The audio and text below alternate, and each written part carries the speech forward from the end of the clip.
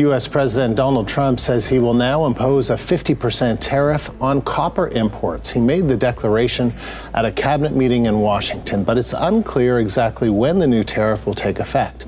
Other things, big ones. We did steel, as you know, they're 50%. We did aluminum, 50%. Lumber just came out. Why don't you announce copper? And we did cars. And now, today we're doing copper. Less than 24 hours after Donald Trump issued the decree enforcing a 50% tariff, the United States reportedly lost an astounding $4.2 billion on imported copper. Overnight, copper prices on the COMEX platform rose 13% to a record high of $5.95 per pound. And that was only the start. Canada, which provides the U.S. with more than 40% of its refined copper, retaliated right away.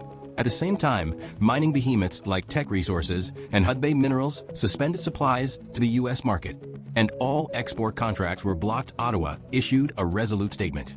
We can no longer depend on a business associate that is erratic and modifies the game's rules on its own. The mood of the market changed abruptly. U.S. car, construction, and electronics companies entered a supply crunch first seen since the war. A new trade battle has emerged around copper, the unseen metal that powers every motor, wire, and circuit board. And this time, every automobile, light bulb, and house that Americans own is bearing the cost. What America will do when tariff plans are implemented is currently the most important question, threatening the stability of its whole manufacturing base. Let's find out in the Deep State video for today. Don't forget to click the subscribe button and turn on the notification bell if you want us to continue providing you with the most recent information. That way, you won't miss anything.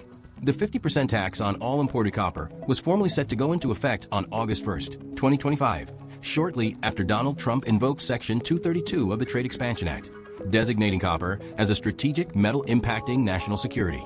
This was no small change. It dealt a severe blow to one of the most important components of the American industrial chain.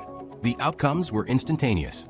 In a single day, copper prices in the U.S. market, more especially CME futures contracts, rose 13%, reaching all-time highs of between $5.64 and $569 a pound. In the meantime, the London Metal Exchange's LME prices not only did not increase, but actually decreased somewhat as a result of concerns about waning U.S. demand, resulting in an unprecedented price differential where U.S. copper costs up to 25% more than LME. A new arbitrage market developed as a direct result of this discrepancy, revealing what many believe to be a basic flaw in the Trump administration's protectionist reasoning.